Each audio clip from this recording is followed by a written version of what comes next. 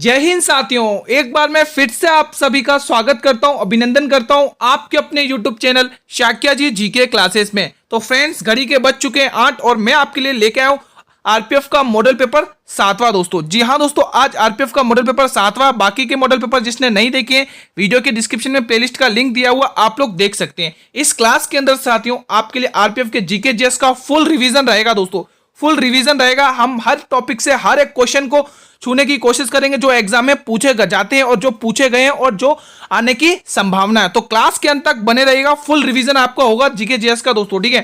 Free PDF के लिए आप लोग टेलीग्राम चैनल को ज्वाइन कर लें, लिंक वीडियो के डिस्क्रिप्शन बॉक्स में दिया हुआ है दोस्तों। अंत तक बने रहना, बहुत ही इंपॉर्टेंट क्लास रहेगी आप लोगों के लिए, ठीक है। तो बिना देरी करे हम हमारी क्लास को स्टार्ट करते हैं। कल हमने 150 क्वेश्चन कवर किए थे दोस्तों, हम वहीं से स्टार्ट करेंगे, ठीक है।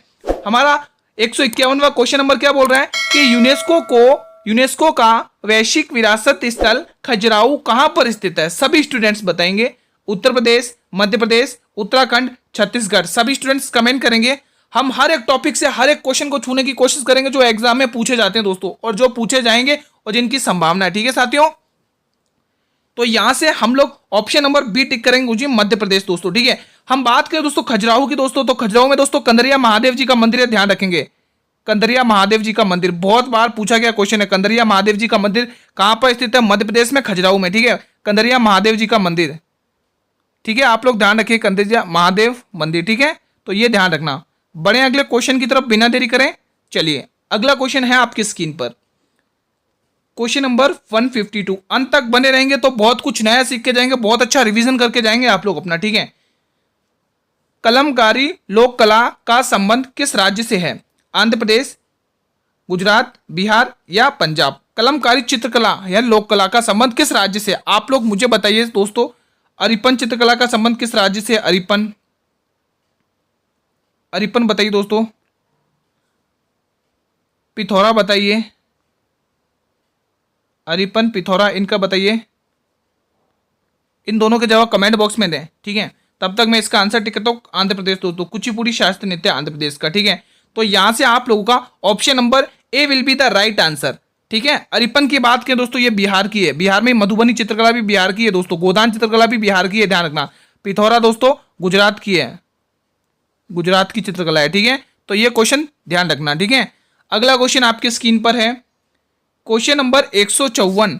भारतीय संविधान में कितने देशों की से विशेषता ली गई है? भारतीय संविधान में कितने देशों से विशेषता ली गई है? 10, 13, 6 या 7? सभी स्टूडेंट्स बताएंगे क्या होगा इसका सही जवाब। दोस्तों मैं आपसे कुछ क्वेश्चन पूछ लेता हूं संविधान से रिलेटेड, आप लोग कमेंट जरूर करना, ठीक है। विश्व का प्रथम लिखित संविधान किसका, किस देश का है? विश्व का प्रथम लिखित संविधान बताइए। विश्व का प्रथम लिखित संविधान किस देश का है? बताइए आप लोग कमेंट करके। ये क्वेश्चन आप लोगों के लिए, जल्दी से कमेंट करें। लिखित संविधान किस देश का है? सभी स्टूडेंट्स बताएंगे। मैं एक क्वेश्चन और पूछना चाहूंगा आप लोग, जब तक आप इसका जवाब दीजिए। मेरा एक क्वेश्चन आपसे और है कि विश्व का सबसे बड़ा संविधान किस देश का है? विश्व का सबसे बड़ा संविधान, विश्व का सबसे बड़ा संविधान किस देश का? बड़ा, आप लोगों के लिए क्वेश्चन है, ठीक है। बड़ा संविधान किस देश का? संविधान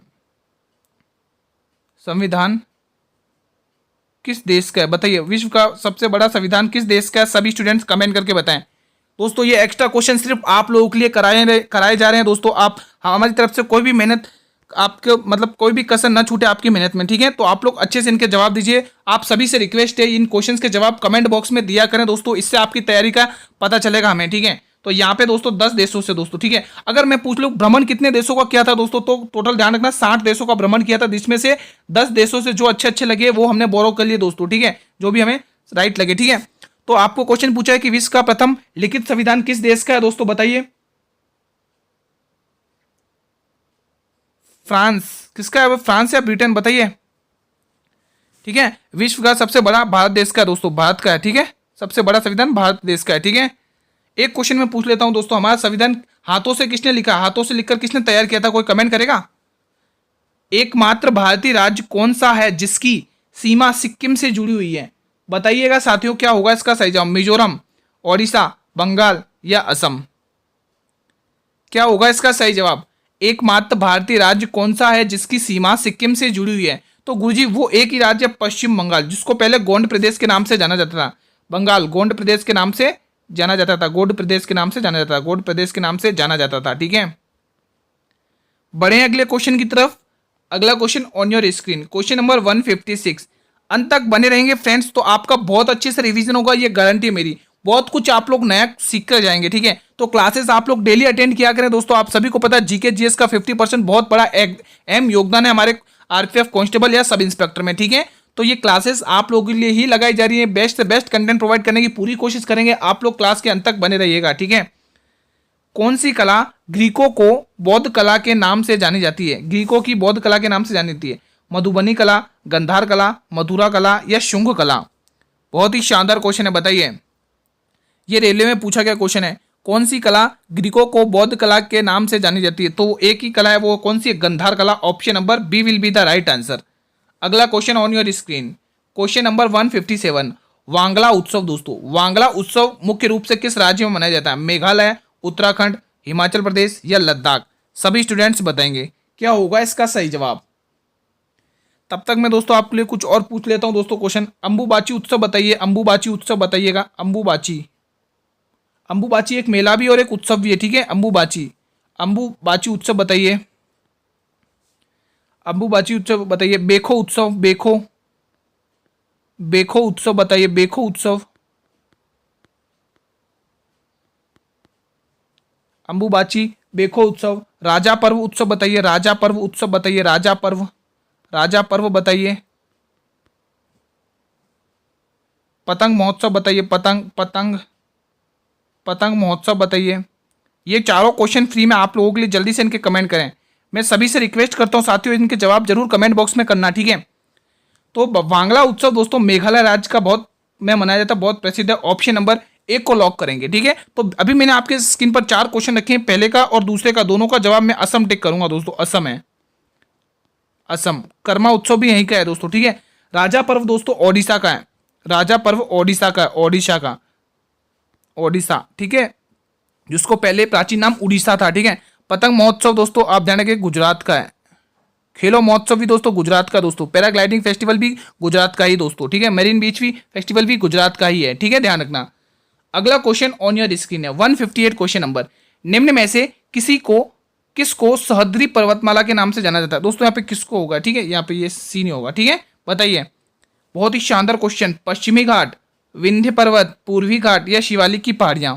आप लोगों को कमेंट करके बताना है कि किसे सह्याद्री पर्वतमाला के नाम से जाना जाता है। सभी स्टूडेंट्स बताएंगे कमेंट करके क्या होगा इसका सही जवाब। जल्दी से कमेंट करके बताएं साथियों क्या होगा इसका सही जवाब। ठीक है, ये हमारा प्रायद्वीपीय भारत है। ठीक है, आप सभी ने देखा होगा यहाँ से आपकी क्या है पश्चिमी घाट है और यहाँ से आपकी क्या है पूर्वी घाट है। ठीक है, तो जब ये यहाँ पर मिलती हैं तो आप सभी को पता है यहाँ पे क्या है दोस्तों, नीलगिरी की पहाड़ियां हैं दोस्तों। ठीक है, टोडा जनजाति यहीं पर निवास करती है और नीलगिरी की सबसे ऊंची चोटी डोडा बेटा है दोस्तों, ध्यान में रखना। ठीक है, तो आपने देखा होगा ये जो हमारी जो पश्चिमी घाट है ना दोस्तों, पश्चिमी यहाँ से गोवा से 10 डिग्री चैनल गुजरता है दोस्तों। तो गोवा से जो 10 डिग्री चैनल गुजरता है वो क्या करता है, पश्चिमी भारत को दो पार्टों में विभाजित करता है ना। पहला पार्ट तो जाता है उत्तरी सह्याद्री और दूसरा पार्ट जाता है दक्षिणी सह्याद्री। तो वो कौन सी पर्वतमाला जो वो विभाजित करता है, तो वो है पश्चिमी पर्वतमाला। तो हम यहाँ पे पश्चिमी घाट टिक करेंगे। Option number A will be the right answer. मैं आशा करता हूँ आपको अच्छे से समझ में आया होगा। ठीक है, अगला क्वेश्चन। पश्चिमी घाट की सबसे ऊंची चोटी अनाईमुडी है दोस्तों, ध्यान रखना। और पूर्वी घाट की सबसे ऊंची चोटी महेंद्रगिरी है, ध्यान रखना। ठीक है, अगला क्वेश्चन है आपकी स्क्रीन पर। मेची नदी दोस्तों बहुत ही इंपॉर्टेंट क्वेश्चन है। मेची नदी किस नदी की सहायक नदी है दोस्तों। ये क्वेश्चन रेलवे के प्रीवियस ईयर क्वेश्चन में पूछा गया है। महानंदा, ब्रह्मपुत्र, हुगली या गंगा। क्या होगा इसका सही जवाब, मेरे सभी स्टूडेंट्स कमेंट करेंगे। ठीक है साथियों, अगर ये क्लास आपको अच्छी लग रही हो तो एक बार इस क्लास को लाइक जरूर करें। मेरे सभी स्टूडेंट एक बार इस क्लास को लाइक कर देंगे और बताएंगे कि दोस्तों आपको ये क्लास कैसी लगी। ठीक है, कमेंट जरूर करना। चैनल पर भी अगर आप लोग पहली बार विजिट कर रहे हो, पहली बार इस क्लास को ले रहे हो, तो एक बार इस चैनल को सब्सक्राइब कर लेना और बेल नोटिफिकेशन को भी प्रेस कर लेना, ताकि मैं जब भी लेटेस्ट क्लास लेके आऊँ यूट्यूब पर तो यूट्यूब सबसे पहले नोटिफिकेशन आप लोगों को ही भेजेगा। तो बात हो रही है मेची नदी की दोस्तों, बताइए। तो ये सहायक नदी है दोस्तों महानंदा की दोस्तों। किसकी है, महानंदा की सहायक नदी। Option number A will be the right answer दोस्तों।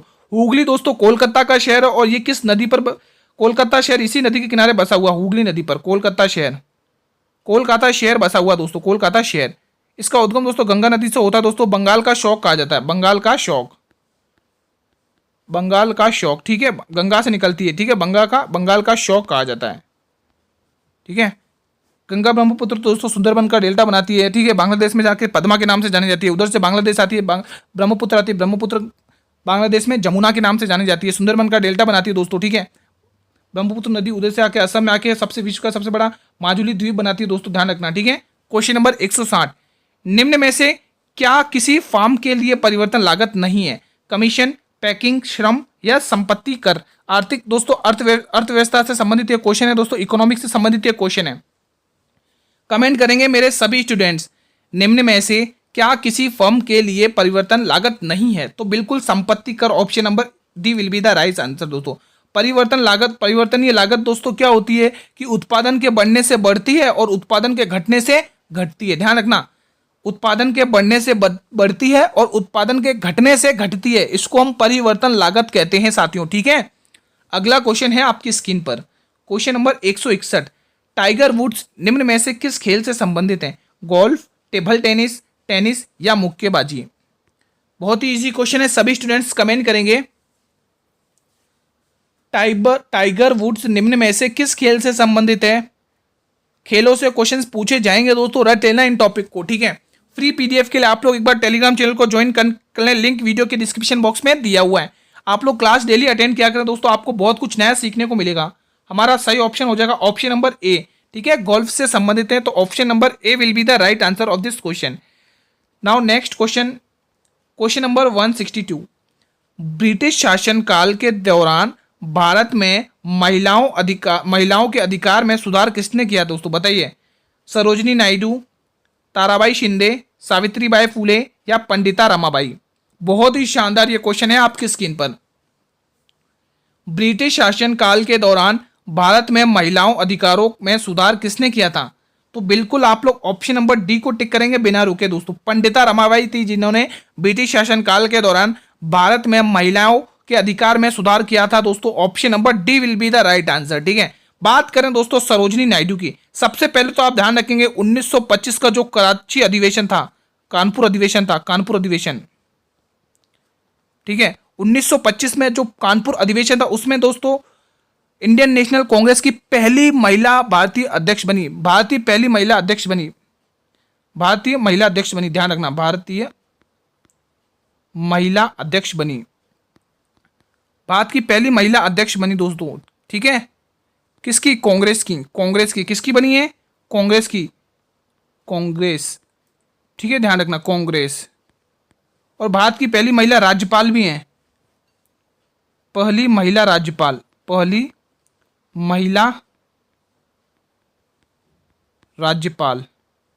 ये राज्यपाल भी हैं दोस्तों, ध्यान रखना, ठीक है, पहली महिला राज्यपाल है। महात्मा गांधी जी ने दोस्तों इन्हें स्वर कोकिला के नाम से संबोधित किया, तो ध्यान रखना, ठीक है, उपाधि दी है दोस्तों। अगला क्वेश्चन आपकी स्क्रीन पर है 163, हाल में ही मित्र वन योजना की घोषणा किसने की है? मध्य प्रदेश ने, उत्तर प्रदेश ने, बिहार ने या ओडिशा ने। बहुत ही शानदार क्वेश्चन है आपकी स्क्रीन पर, सभी साथी कमेंट करेंगे। हर एक स्टूडेंट कमेंट बॉक्स में कमेंट किया करे कि आपने कितने क्वेश्चन किए हैं। आपके लिए दोस्तों डेली मैं एक चैलेंज लेके आता हूं, आप लोगों को उनको जवाब देने होते हैं कमेंट सेक्शन में, और आप लोग अंत में बताकर जाएंगे कि आपने कितने क्वेश्चन सही किए। आप सभी से रिक्वेस्ट है जरूर बताकर जाना साथियों, ठीक है। तो आपसे क्वेश्चन पूछा गया, हाल में ही मित्र वन योजना की घोषणा किसने की है दोस्तों? तो वह उत्तर प्रदेश सरकार दोस्तों, योगी आदित्यनाथ की सरकार। ऑप्शन नंबर बी, किसने ऑप्शन नंबर बी को लॉक किया है? तो मेरे सभी स्टूडेंट ऑप्शन बी को ही लॉक करें, बिल्कुल सही जवाब है। अगला क्वेश्चन आपकी स्क्रीन पर, क्वेश्चन नंबर 164 का जवाब देंगे कमेंट बॉक्स में।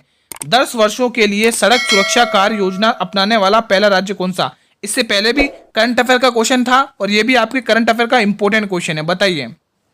राजस्थान, गुजरात, महाराष्ट्र, मध्य प्रदेश, बताइए। 10 वर्षों के लिए सड़क सुरक्षा कार्य योजना अपनाने वाला पहला राज्य कौन सा होगा सभी स्टूडेंट्स? तो बिल्कुल गुरुजी ऑप्शन नंबर 1 को लॉक कर दो, राजस्थान होगा दोस्तों, option number A will be the right answer. Next question on your screen, question number 165, चरणोज्जम मिट्टी चरणोज्जम मिट्टी के नाम से किस मिट्टी को जाना जाता है? Important question. काली मिट्टी, जालोर मिट्टी, लाल मिट्टी, लेटराइट मिट्टी। क्या होगा इसका सही जवाब? कमेंट बॉक्स में बताएं। सभी स्टूडेंट्स बताएंगे। तो बिल्कुल गुरुजी इसका सही उत्तर क्या हो जाएगा? काली मिट्टी। किस किस ने काली मिट्टी टिक किया दोस्तों? जिन बच्चों ने काली मिट्टी टिक किया बिल्कुल सही टिक किया दोस्तों, ठीक है। अब काली मिट्टी को हमें पता चल गया कि चरणोज्जम मिट्टी भी कहा जाता है। काली मिट्टी को दोस्तों और क्या कहा जाता है दोस्तों? इसको लावा मिट्टी भी कहा जाता है। क्या कहा जाता है साथियों? लावा मिट्टी भी कहा जाता है। लावा मिट्टी भी कहा जाता है, ठीक है। और क्या कहा जाता है साथियों? इसको कपासी मिट्टी भी कहा जाता है। कपासी मिट्टी, इसको कपासी मिट्टी भी कहा जाता है। कपासी मिट्टी भी कहा जाता है साथियों, ठीक है। और इसको बेसाल्ट चट्टान से निकलती है, इसलिए बेसाल्ट चट्टान मिट्टी भी कहा जाता है। बेसाल्ट चट्टान, ठीक है। बेसाल्ट चट्टान, ठीक है। बेसाल्ट चट्टान, ठीक है। ये क्वेश्चन आपके एग्जाम की दृष्टि से इंपॉर्टेंट है। हमारे भारत में सर्वाधिक मिट्टी कौन सी है? जालोर मिट्टी है। सबसे ज्यादा सर्वाधिक मिट्टी जालोर मिट्टी है। भारत में सर्वाधिक मिट्टी कौन सी है? जालोर मिट्टी पाई जाती है। ध्यान रखना, भारत में सर्वाधिक मिट्टी जालोर मिट्टी पाई जाती है। सर्वाधिक भारत में सर्वाधिक मिट्टी जालोर मिट्टी, भारत में सर्वाधिक पाई जाती है जालोर मिट्टी, ठीक है। ठीक है, अगर आपको एग्जाम में पूछ ले कि भारत में सर्वाधिक मिट्टी कौन सी पाई जाती है तो जालोर मिट्टी है। मिट्टी, ठीक है। भारत में सर्वाधिक मिट्टी जालोर मिट्टी है, ठीक है, पाई जाती है। ध्यान रखना, ठीक है। स्क्रीनशॉट लें तो स्क्रीनशॉट लें, बाकी पीडीएफ टेलीग्राम चैनल पर मिल जाएगी। क्वेश्चन नंबर 166, कोल्लम से कोट्टुपुरम से कौन सा राष्ट्रीय जलमार्ग निकलता है? कोल्लम से कोट्टुपुरम तक है, यहाँ पे तक कौन सा राष्ट्रमार्ग है? राष्ट्रमार्ग 1, राष्ट्रमार्ग 2, राष्ट्रमार्ग 3 और राष्ट्रमार्ग 4। सभी स्टूडेंट्स बताएंगे। ये जो पहला दोस्तों है, ये पहला कहाँ से कहाँ तक है? प्रयागराज से हल्दिया तक है। प्रयागराज से हल्दिया बंदरगाह, प्रयागराज इलाहाबाद का प्राचीन नाम है, ठीक है, प्रयागराज। यहीं पर दोस्तों त्रिवेणी संगम होता है। और त्रिवेणी संगम किन किन नदियों का होता है ये मैं आपसे कमेंट बॉक्स में चाहूंगा। आप सभी से रिक्वेस्ट है, प्रयागराज में दोस्तों त्रिवेणी संगम होता है, किस किस का होता है बताना जरूर, ठीक है। प्रयागराज से हल्दिया बंदरगाह, ठीक है। कितने किलोमीटर? लगभग 1600 किलोमीटर, 1680 किलोमीटर है, ठीक है। ध्यान रखना, ठीक है। आपको क्वेश्चन पूछा हुआ कोल्लम से कोट्टुपुरम, तो राष्ट्रीय जलमार्ग 3 दोस्तों ये है, ठीक है। Option number C will be the right answer. अगला क्वेश्चन आपकी स्क्रीन पर 167, राष्ट्रीय आपातकालीन का प्रावधान निम्न में से किस अनुच्छेद के अंतर्गत आता है? अनुच्छेद 356, अनुच्छेद 360, अनुच्छेद 352 और अनुच्छेद 324। मेरे सभी स्टूडेंट कमेंट करके बताएंगे क्या होने वाला है इस प्रश्न के लिए सही जवाब। आपको राष्ट्रीय आपातकालीन बोला है कि राष्ट्रीय आपातकालीन दोस्तों इन चारों अनुच्छेद में से किस अनुच्छेद के अंतर्गत आता है,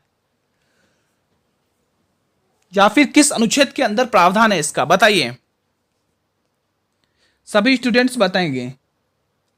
तो गुरुजी इसका प्रावधान है 352। हमारा 352 अनुच्छेद क्या कहता है कि राष्ट्रपति आपातकालीन है दोस्तों, ठीक है। अब हम बात कर लें दोस्तों 356 की। आर्टिकल 3, गुरुजी आपने ये तो बता दिया कि राष्ट्रीय आपातकालीन 352 में, लेकिन आपने ये नहीं बताया कि अनुच्छेद 356 में क्या है दोस्तों। तो मैं आपको बता देता हूं दोस्तों, अनुच्छेद 56 में दोस्तों आप ध्यान रखेंगे राष्ट्रपति शासन है दोस्तों। बहुत बार पूछा जाता है, रट लेना इसको, राष्ट्रपति शासन। राष्ट्रपति शासन किस अनुच्छेद के अंतर्गत आता है दोस्तों? 356, राष्ट्रपति शासन, ठीक है। वित्तीय आपातकालीन कौन से अनुच्छेद के अंदर आता है? वित्तीय आपातकालीन बहुत बार क्वेश्चन पूछे गए, ये तो आप रट लेना। ये अनुच्छेद बहुत मोस्ट इंपोर्टेंट है। ये अनुच्छेद दोस्तों मोस्ट इंपोर्टेंट है, रट लेना, मैं बार बार बोल रहा हूं, ठीक है। वित्तीय आपातकालीन, इसमें चुनाव आयोग का प्रावधान है, चुनाव आयोग का प्रावधान, ठीक है, रट लेना, चुनाव आयोग का प्रावधान है, ठीक है साथियों। बड़े अगले क्वेश्चन की तरफ चलिए। Next question on your screen, question number 168 का जवाब देंगे आप सभी स्टूडेंट। विवेकानंद रॉक मेमोरियल पर्यटन स्थल किस राज्य में स्थित है? पश्चिम बंगाल, उत्तर प्रदेश, तमिलनाडु या उत्तराखंड? मैं आपसे 2 क्वेश्चन पूछूंगा, आप लोग मुझे बताएं शीश महल किस शहर में स्थित है? शीश महल, खास महल,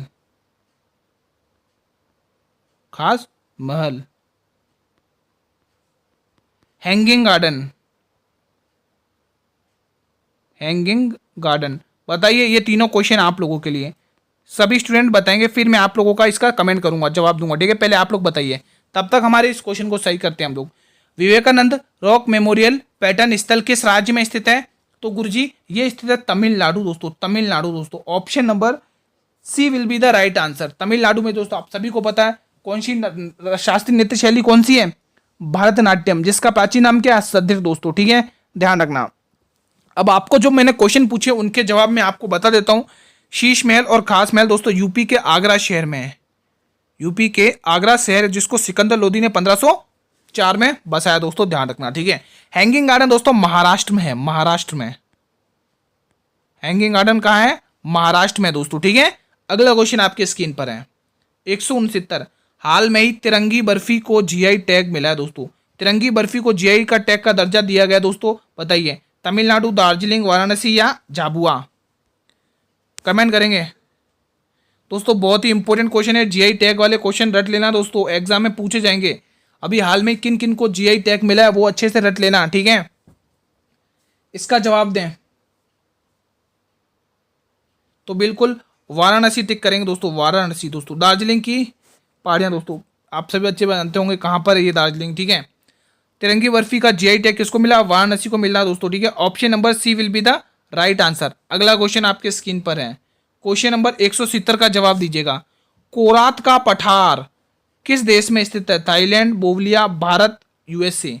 सभी स्टूडेंट्स बताएंगे क्या होने वाला है इस प्रश्न के लिए शानदार जवाब। तो दोस्तों इस प्रश्न के लिए आपका जो जवाब होगा वो होगा थाईलैंड दोस्तों। Option number A will be the right answer. Thailand की राजधानी क्या? बैंकॉक। थाईलैंड की राजधानी क्या? बैंकॉक। इसकी मुद्रा क्या दोस्तों? आप लोग कमेंट करके बताइए, इसकी मुद्रा क्या दोस्तों? आप लोग कमेंट करके बताइएगा, ठीक है। ये क्वेश्चन आप लोगों के लिए। और बाद में आप सभी को पता दोस्तों, छोटा नागपुर का पठार दोस्तों सबसे बड़ा दोस्तों, ठीक है। छोटा नागपुर का पठार, भारत में सबसे बड़ा पठार कौन सा है? मैं यहाँ पे टिक कर देता हूँ, छोटा नागपुर का पठार। इसको मैं ब्लू पेन से लिख देता हूँ, छोटा नागपुर का पठार, छोटा नागपुर का पठार, छोटा नागपुर का पठार दोस्तों, ठीक है। ध्यान रखना, एग्जाम में पूछा जाता है। और यूएसए की बात कर लें साथियों, यूएसए की, तो यूएसए में कौन सा पठार है दोस्तों? अर्जाक का पठार, अर्जाक का पठार, अर्जाक का पठार, अर्जाक का पठार। दोस्तों देखो, आपको वर्ल्ड ज्योग्राफी में से कौन कौन से टॉपिक पे ज़्यादा जोर देना मैं बता देता हूँ। सबसे पहले आप लोग नदियाँ पढ़ेंगे, अच्छे से रटना नदियाँ। फिर उसके बाद आप लोग पढ़ेंगे दोस्तों जो भी द्वीप होते हैं, ठीक है, माजुली द्वीप वगैरह, और भी जैसे जो भी द्वीप होते हैं, पैरा द्वीप दोस्तों, जितने भी द्वीप होते हैं उसको अच्छे से पढ़ना है। 2 क्वेश्चन तो ये हो गए, ठीक है। और तीसरा क्वेश्चन आपको पढ़ना है दोस्तों झीलें, ठीक है। तीसरा टॉपिक झीलें, और चौथा टॉपिक है आपके पठार। बस ये 4 टॉपिक रख लो ज्योग्राफी में, और इन्हीं से क्वेश्चन पूछे गए गारंटी के साथ है दोस्तों। क्वेश्चन नंबर 171 का जवाब देंगे सभी स्टूडेंट्स। लोकसभा समिति में राज्यसभा में कितने सदस्य होते हैं? 22, 15, 30 या 7? आप लोग मुझे बताइएगा कि लोकसभा में कुल समितियां कितनी होती है? लोकसभा में कुल समिति कितनी होती है? लोकसभा में कुल समिति कितनी है? जल्दी से बताइए, कुल समिति में कितनी है दोस्तों? बताइए, लोकसभा में कुल समिति कितनी है? सभी स्टूडेंट बताएंगे। तो गुरुजी कुल समिति की बात करें तो ये टोटल 22 है। कितनी है साथियों? 22 है, जिसमें से दोस्तों 2 पार्ट में बती हुई हैं, जिसमें से दोस्तों आप ध्यान रखेंगे लोकसभा, लोकसभा, लोकसभा, यहां पर क्या लिखा मैंने? लोकसभा। और यहां पर मैंने लिखा राज्यसभा, राज्यसभा, ठीक है। ध्यान से समझना, ठीक है। कुल समितियां 22 है, जिसमें से लोकसभा के अंदर 15 आती हैं। कितनी समितियां भाई? 15। और राज्यसभा के अंदर 7 है। और क्वेश्चन में हमें क्या पूछा है कि राज्यसभा में कितनी समितियां दोस्तों? तो बिल्कुल 7। कौन से ऑप्शन में? डी ऑप्शन में। मैं आशा करता हूं आपको ये क्वेश्चन अच्छे से समझ में आया होगा। अगला क्वेश्चन आपकी स्क्रीन पर। समझ में आया तो एक बार इस क्लास को लाइक कर देंगे सभी स्टूडेंट्स, सभी स्टूडेंट क्लास को लाइक कर देंगे। ये बहुत ही शानदार कंटेंट है आप लोगों के लिए दोस्तों। आप लोगों का अच्छा से रिवीजन हो रहा होगा, मैं आशा करता हूं कि आपका बहुत अच्छे से रिवीजन हो रहा होगा क्लास में, ठीक है। स्वतंत्र भारत के पहले स्वास्थ्य मंत्री कौन थे? रफी अहमद किदवई, सरदार बलदेव सिंह, जॉन मथाई या राजकुमारी अमृत कौर? सभी स्टूडेंट्स बताएंगे क्या होने वाला है इस प्रश्न के लिए सही जवाब। तो बिल्कुल राजकुमारी अमृता कौर दोस्तों। Option number D will be the right answer. स्वतंत्र भारत के पहले स्वास्थ्य मंत्री कौन थे दोस्तों? बताइए, राजकुमारी अमृता कौर दोस्तों, ठीक है। ये कौन थे दोस्तों? सरदार बलदेव सिंह। सरदार बलदेव सिंह कौन थे दोस्तों? रक्षा मंत्रालय दोस्तों। कौन थे? सरदार बलदेव सिंह, रक्षा मंत्रालय। मैं यहाँ पे लिख देता हूँ, रक्षा मंत्रालय। कौन थे साथियों? रक्षा मंत्रालय, ठीक है। और ये जो जॉन मैथाई है दोस्तों, ये कौन थे? रेलवे और परिवहन के मंत्रालय, रेलवे और परिवहन के मंत्रालय, रेलवे और परिवहन मंत्रालय है दोस्तों, ठीक है। रेलवे और परिवहन मंत्रालय के ये है, ठीक है। अगला क्वेश्चन आपके स्क्रीन पर 173, मध्य प्रदेश के मालवा पठार में महू के पास कौन सी नदी निकलती है? बेतवा, माही, चंबल, नर्मदा। क्या होगा इसका सही जवाब? तो गुरुजी इसका सही जवाब चंबल नदी होगा दोस्तों। कोटा शहर, राजस्थान का कोटा शहर इसी के किनारे बसा हुआ है, राजस्थान का कोटा शहर इसी के किनारे बसा हुआ है। ये दोस्तों चंबल नदी मध्य प्रदेश के जनापाऊ पहाड़ से, जनापाऊ पहाड़,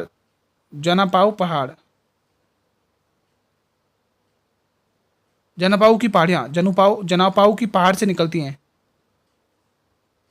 जनापाऊ की पहाड़ियाँ मऊ जिले के पास से होकर गुजरती हैं और दोस्तों यूपी में दोस्तों इटावा शहर से यमुना में प्रवेश करती है। और ये यमुना की सबसे बड़ी सहायक नदी है, यमुना की सबसे बड़ी सहायक नदी है, यमुना की सबसे बड़ी सहायक नदी है। और ये यमुना, ठीक है, यमुना की सबसे बड़ी सहायक नदी, यमुना की सहायक नदी है, ठीक है।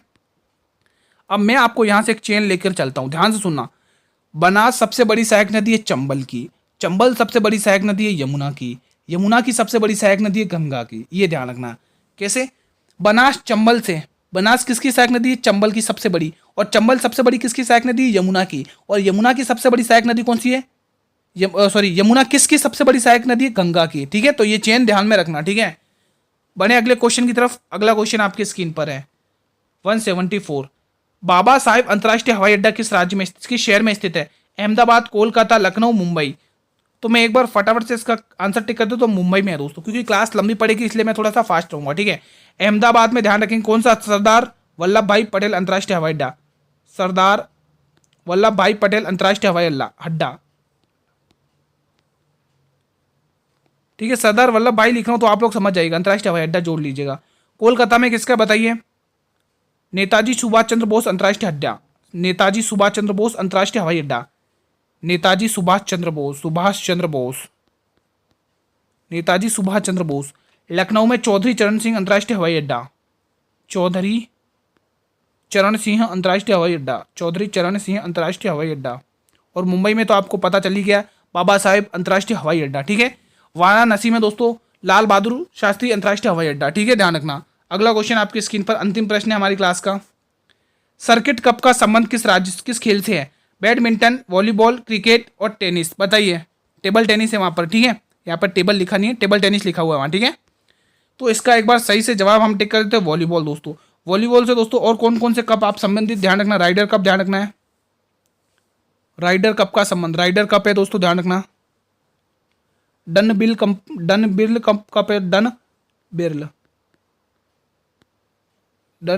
बिल कप दोस्तों, ठीक है। Ryder Cup, Dunhill Cup दोस्तों बहुत बार पूछे जाते हैं। और एक सर्किट कप, ये 3 कप आप लोग को ध्यान रखना है, राइडर कप, सर्किट कप और डन बिल कप दोस्तों। अब ये वॉलीबॉल दोस्तों श्रीलंका और नेपाल का राष्ट्रीय खेल है, श्रीलंका और नेपाल का राष्ट्रीय खेल है, ठीक है। श्रीलंका और नेपाल का राष्ट्रीय खेल है, ठीक है। तो साथियों आज की क्लास को हम यहीं पर वाइंड अप करते हैं दोस्तों, ठीक है। क्लास कैसी लगी कमेंट करके जरूर बताइएगा। आप सभी से रिक्वेस्ट है, आप लोग कमेंट करें कि आपने कितने क्वेश्चन सही किए इस क्लास के अंदर, आपका रिवीजन कैसा हुआ, आप लोग ये भी कमेंट करिएगा दोस्तों, ठीक है। अगर ये क्लास आपको अच्छी लगी हो तो एक बार इस क्लास को लाइक कर देंगे और अपने सभी मित्रों में क्लास को शेयर कर देंगे दोस्तों। शेयर जरूर करें दोस्तों, आप भी पढ़िए और उन्हें भी शेयर करिए, चाहे आप फेसबुक पर हो, चाहे व्हाट्सएप पर हो, चाहे इंस्टाग्राम पर हो, चाहे टेलीग्राम चैनल पर हो, जिस भी प्लेटफॉर्म तक आपकी रीच है वहां तक इस क्लास को शेयर करिए अपने सभी मित्रों के साथ दोस्तों, ठीक है। चैनल पर भी अगर आप लोग पहली बार विजिट कर रहे हो तो चैनल को भी सब्सक्राइब कर लेना और बेल नोटिफिकेशन को भी प्रेस कर देना, ताकि मैं जब भी यूट्यूब पर क्लास लेके आऊं नई तो यूट्यूब सबसे पहले नोटिफिकेशन आप लोगों को भेजेगा। आज हमारे यहाँ पर कंप्लीट होते हैं दोस्तों आरपीएफ का मॉडल पेपर 7वां भी कंप्लीट हो चुका है। इससे पहले दोस्तों हमने और भी 6 मॉडल पेपर कवर किए, जिसने नहीं देखे हैं तो वीडियो के डिस्क्रिप्शन में जाइए, प्लेलिस्ट का लिंक आपको मिल जाएगा, वहां से कंटिन्यू वॉच कर लीजिए। इससे पहले दोस्तों हमने जीके जीएस की दोस्तों आप सभी को पता, जीके जीएस की हमने 65 क्लासेस कवर की हैं, 65 क्लासेस कवर की हैं दोस्तों, और प्लेलिस्ट बनाई है इस 65 क्लासेस की, आपको वीडियो के डिस्क्रिप्शन में लिंक मिल जाएगा। हमारी क्लास का टाइम दोस्तों डेली 8 PM रहता है, हमारी क्लास का टाइम डेली 8 PM रहता है। डेली आप लोगों को क्लास से जुड़ना है और डेली क्लास को पूरा वॉच करना है दोस्तों। क्लास को पूरा वॉच करेंगे तभी कुछ हो पाएगा, तभी आपको अच्छा सा नॉलेज मिलेगा, सीखने को मिलेगा और आप सिलेक्शन के और भी नजदीक जाते रहेंगे। हर क्लास की चाहे मॉडल पेपर हो चाहे जीके जेएस सीरीज हो, उन सभी की वीडियो बिल्कुल फ्री ऑफ कॉस्ट अपलोड कर दी गई टेलीग्राम चैनल पर। जिसने टेलीग्राम चैनल ज्वाइन नहीं किया साथियों, एक बार टेलीग्राम चैनल को ज्वाइन कर दें, लिंक वीडियो के डिस्क्रिप्शन बॉक्स में दिया हुआ है। कल साथियों हम इसी टाइम पर मिलेंगे एक और नई मॉडल पेपर के साथ। तब तक के लिए मित्रों, जय हिंद, जय भारत, वंदे मातरम, धन्यवाद।